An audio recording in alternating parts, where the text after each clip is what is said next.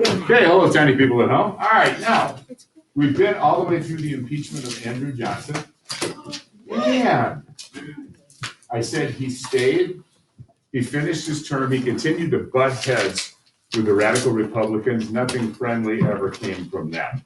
So he was ready at the end of his term of office to head back down. He's going back home to Tennessee, where I said they re-elected him or elected him as a senator. So he went back to Congress as a United States Senator, where he stayed for a few terms. Now, this is interesting. Is that what you answered? I don't think so. And now we get to go to a section where we're doing even fewer notes up there on Whoa. the screen. Yes, matter of fact, frustratingly few notes. Whoa, it's actually nice.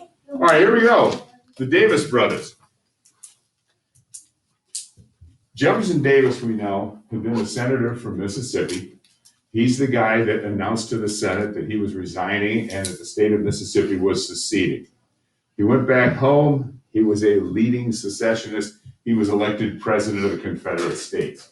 He didn't have the kind of power that Abraham Lincoln did, because his government was a confederation. Lincoln's was a stronger union. But he was still seen as kind of the guy. He was the face of the Confederacy, almost. The guy that really was seen as the face of the Confederacy was Robert E. Lee, because he had been such a winning general for the Confederacy, which meant he was responsible for an awful lot of Union deaths. People could forgive a lot, not really Robert E. Lee. Robert E. Lee would have his citizenship given back to him in the I believe it was this late 1960s, so about 100 years after the Civil War, they finally allowed Robert E. Lee to be a citizen. Clearly, he wasn't alive. It was his grandchildren, great-grandchildren, something. They had been pursuing this for the whole century. I will not repeat everything. You have 3 questions today. Yes, sir. So, like, who was, like, would you say the real face of the Confederacy? Lee or Davis? Robert E. Lee. But Jefferson Davis had been the president of the Confederacy. Got 2 left. Jefferson Davis had been the president of the Confederacy. Jefferson Davis was a real hardliner. He was a slave owner. He was a stern slave owner. His plantation down in Mississippi abutted that of his brother, Joseph Davis. Their plantations were right next to each other. Joseph Davis, on the other hand, who was older, Joseph Davis was actually a fairly kindly slave owner. He allowed his slaves to, for example, go out and earn a little bit of extra money. If they had finished their work for him, then if they could lend themselves out to some neighbor or something and make a few cents, well, then he was okay with that. And he actually allowed his slaves to learn to read and write, which was, of course, education, a dangerous thing to give to a slave. And he was not only just educating some of them, but he had one that was exceptional. A slave named Benjamin T. Montgomery. You also have 3. Yes, sir, this is the first one. So basically, he treats them more like peasants in Rome than slaves. Well, I don't know if there's any comparison to peasants. No, we're not going to go off this. I don't know if there's any real comparison to peasants in Rome, but he allowed them to become educated and gave them more responsible work. Something else. Okay. Like, You have 2 left. Okay. Benjamin T. Montgomery was a slave who belonged to Jefferson Davis. Benjamin T. Montgomery was a very smart man. As a matter of fact, during the time that he worked for Joseph Davis, he got an education, and he used that very well. When the Confederacy fell and the Davis brothers were hurting, I mean, obviously Jefferson Davis, we're going to talk about what happened to him in just a minute, but Joseph Davis, because his brother had been the president of the Confederacy, he was not loved by the Union soldiers that were occupying the South. He was treated pretty sternly. And he had relied on this man, Montgomery, he'd actually put him in charge of a large portion of running the business of the plantation, because this was a very intelligent, resourceful person. And it would come to pass that at a certain point, Joseph Davis couldn't hang on to his plantation. He was also in charge of taking care of his brother's affairs while his brother was tied up with the legalities of defending himself because he was in prison for a while. Let's talk about what happened to Jefferson Davis right now. Jefferson Davis was captured. He was arrested, put into a prison in Fort Monroe, Virginia. Spelled just like the president, because that's what it was named after. Fort Monroe, Virginia. And this is, you guys can look up a photograph, and this is exactly what it looked like. So here's Jefferson Davis sitting on the edge of this cot, and he's got just a little bit of room with a chair and a table, and a barred window. There's one guard off to the side who will not address him, will not look at him, no, will not do anything. He's just going to ignore him. There is another guard whose job it is to simply march back and forth 24 hours a day, 7 days a week, and turn around and march back, just back and forth and back and forth all day, all night. They will not talk to Jefferson Davis. They will not look at Jefferson Davis. They won't have any interaction with him at all. And Jefferson Davis sits here in this cell, and it gets to be weeks. And he's kind of going out of his mind. And he's trying to get a reaction from these guys. And he's trying to get a conversation from these guys, a little bit of information on what's going on in the world, and he gets nothing. And so eventually he gets very angry, and he actually throws a plate of food at one of the guards.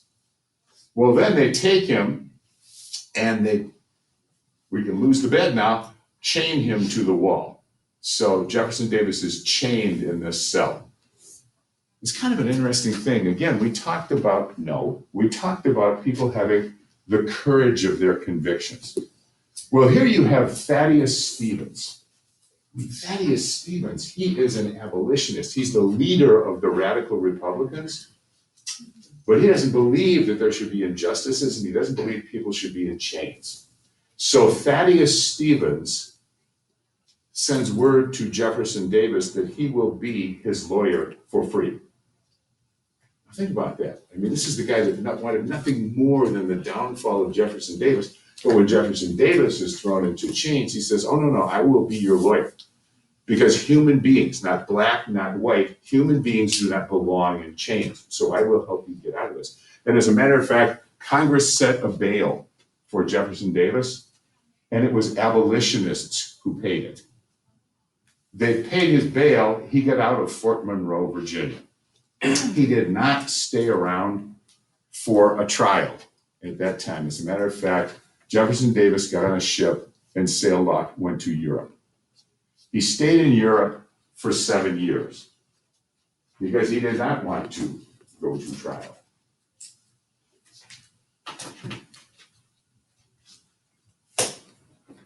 So people were sick of the Civil War. And he never went to trial. He regained his political strength when he came back, but I'm going to take a time out here. I want to go back and talk more about Benjamin Montgomery. See, because Joseph Davis, Jefferson Davis's brother, he had his own plantation. Right next door, he was taking care of Jefferson Davis's because Jefferson Davis wasn't around. And Joseph Davis was so pressured by the Union that he could not financially keep hold of his plantation. So he sold it to his former slave, Benjamin Montgomery. Now you have a black man in Mississippi who owns a plantation. And not only that, but this guy was very, very good. He had some other African Americans, freed former slaves, come onto the plantation, and they worked, not like he was making them his slaves, but more like in kind of a junior partnership with him. And they actually raised cotton, which won an award as the best cotton in the world at one of the big competitions. So just the idea of even a black man entering the competition, because this is a Southern crowd, is kind of gutsy. But the idea of winning it because it was such a superior growth of cotton, that's pretty amazing down in the South right after the Civil War. Well, Jefferson Davis is gone. Joseph Davis continues to have economic problems. And eventually, he sells his Joseph Davis sells his brother's plantation to Benjamin Montgomery also. So Benjamin Montgomery, this former slave of Joseph Davis, ends up owning Joseph Davis's plantation and Jefferson Davis's plantation. Again, think of the way the world has moved. We talked about the fact that Hiram Rebels, a black man, was sitting in Jefferson Davis's seat in the United States Senate. Now we have a black man, Joseph Montgomery, lying down in his bed in his plantation. So this is amazing. Benjamin Montgomery was truly a brilliant man. As a matter of fact, he developed a machine, a system of propelling a boat in shallow water, which made it much more efficient. He went to patent this and could not because he was a black man. They wouldn't let him at the time. And at other times, both Joseph Davis and Jefferson Davis tried to patent his invention in their own names. And that was turned down because they weren't the original inventor. It had already been submitted by somebody else. So the patent never was won. Now, Jefferson Davis wants his plantation back when he comes back from Europe. Here's the kind of thing where those black codes increase. Remember, they, at one point in time, passed a law, and Mississippi adopted it. Black people could not own or lease land. Well, Jefferson Davis wants his plantation back, so he's got his political clout back. He's now got the ability to make the laws happen in the state of Mississippi, so he has that one passed where a black man cannot own land. Well, since it is a black man who owns his plantation, certainly that can't be anymore. So Benjamin Montgomery is going to have to sell the plantation. Now think about it. This is one of the beloved figures of the Confederacy amongst all these white Southerners. That plantation is going to go up for sale. Black people can't buy it. Is any white person going to bid against the former president of the Confederacy? No. The only person that might do it would be somebody from the North, but you have the Ku Klux Klan perhaps could discourage them. And certainly no Southerner would try to beat the former president out of his own plantation. So Jefferson Davis gets his plantation back. I want to give you two words here.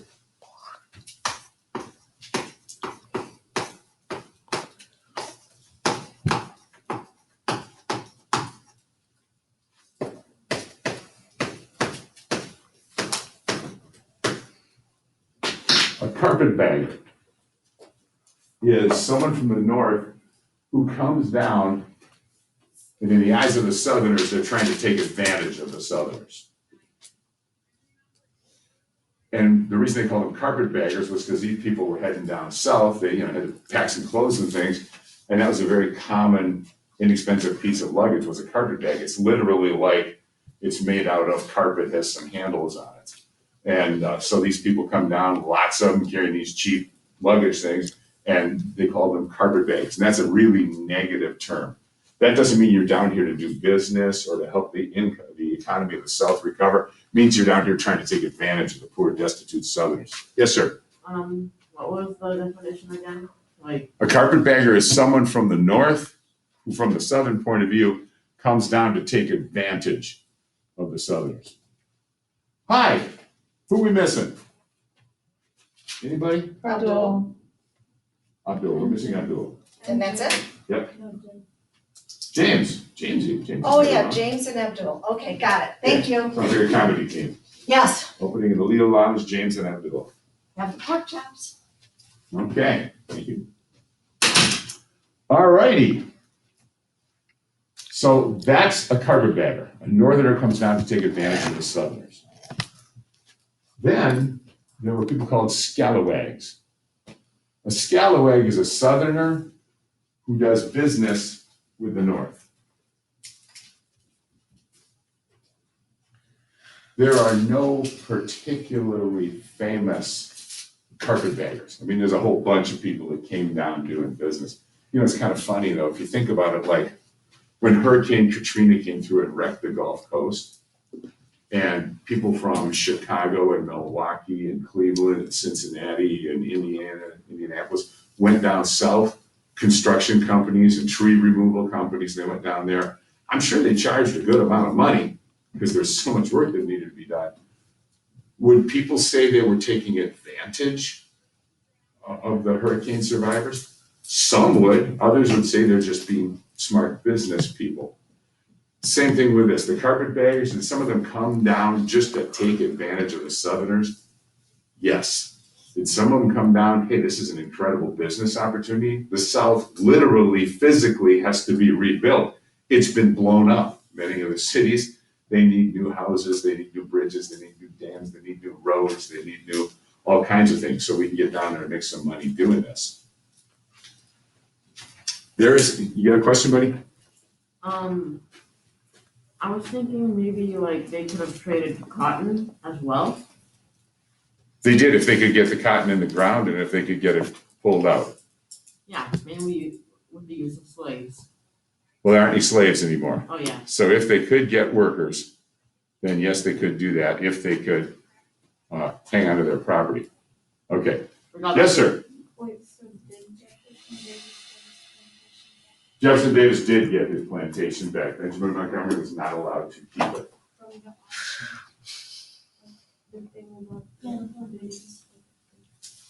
Okay.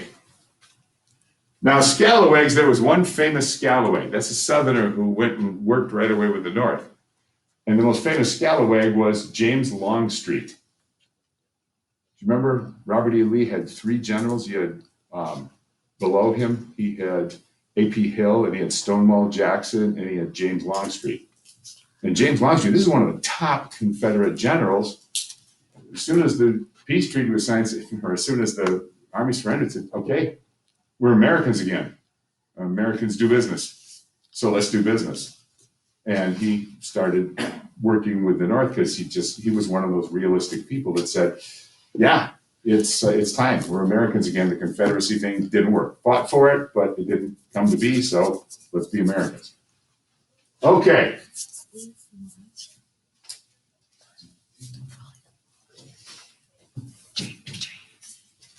Let's talk about Ulysses S. Grant, president number 18. You had Abraham Lincoln, number 16, Andrew Johnson, number 17. Now you have Ulysses Grant, elected in 1868 for the first term. He was incredibly popular. Remember, he's the guy that had finally figured out how to make the war end. Yes, there had been a lot of casualties. Yes, a lot of people had died, but people loved him because they were thinking, well, what if he hadn't continued on south? What if he hadn't taken the fight to the Confederacy? Then there would have been more years of war, and that would have meant many more lives and much more damage. So although it cost us a lot, he did the best thing. This is the guy that won the war for us. So Ulysses Grant is very popular. You remember during the war, he picked up a couple of nicknames. He had been Uncle Sam Grant at US. When he demanded the unconditional surrender at a place called Fort Donelson in Tennessee, he had been called Unconditional Surrender Grant. Now he becomes president.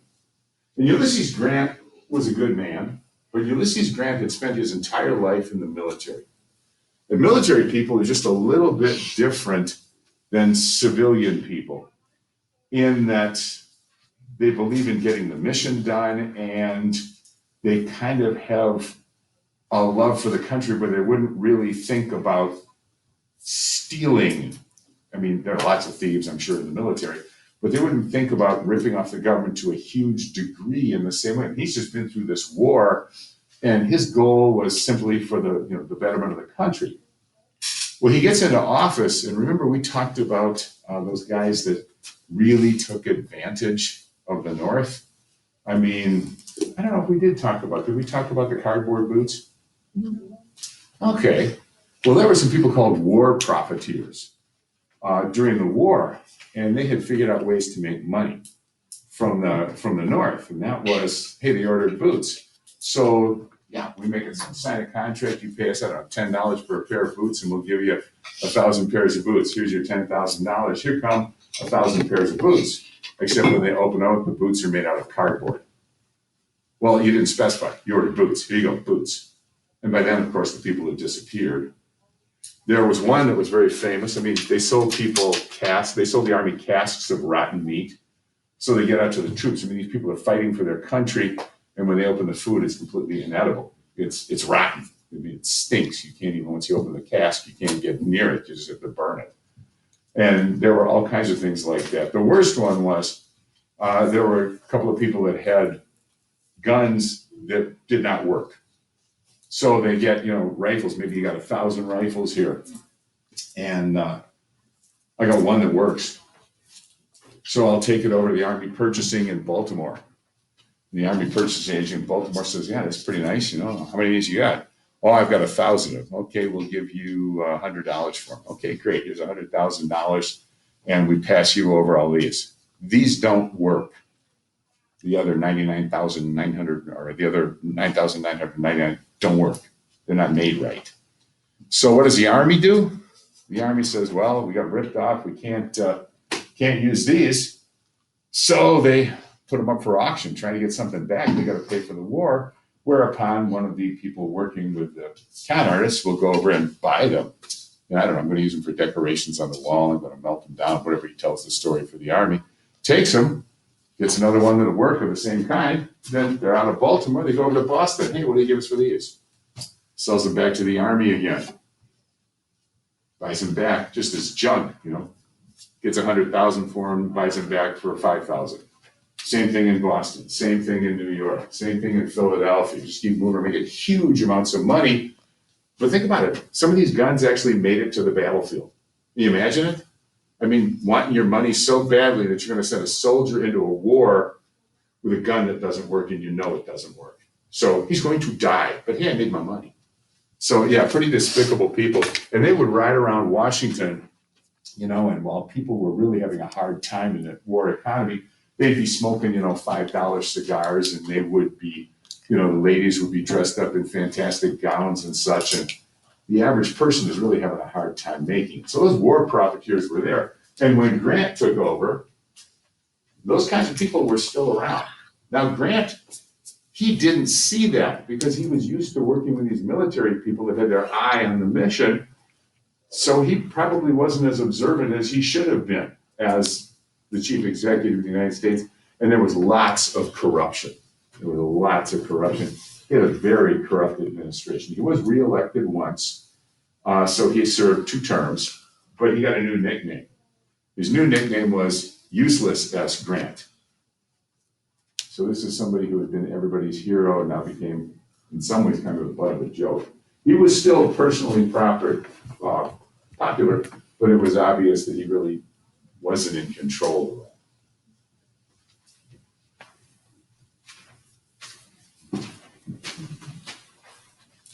Okay.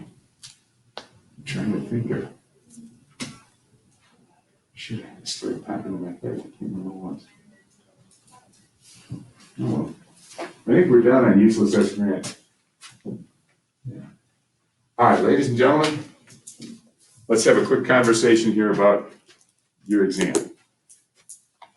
You need to do the review. One more time, I gave you the review sheets, but you have to understand what they mean. If you just memorize, and I ask you something which requires you to think about it, you're not going to be allowed to come up and ask me to explain it to you. In other words, give you the answers, you can write it down. You have to know what those things mean. So that if I ask you something about Puritanism or Quakerism or anything else, that you have to understand, you have to know what it means. And if I say something about the Society of Friends, you can't drop your jaw and go, I don't know what this is. because we talked about Quakers in the Society of Friends. So you need to make sure that you understand what these things are. I'm going to give you a bunch of things. I still haven't decided if it's going to be Scantron or on the computer, but it's going to be, you'll have a bunch of questions like that, and then you're going to have some things to write out for me. I don't know if I'll give you an essay, but I will definitely be expecting some paragraphs at least. So I'm not sure what it's going to be, but it's going to be more than a 4-word sentence if I give you a space this big on a page. All right?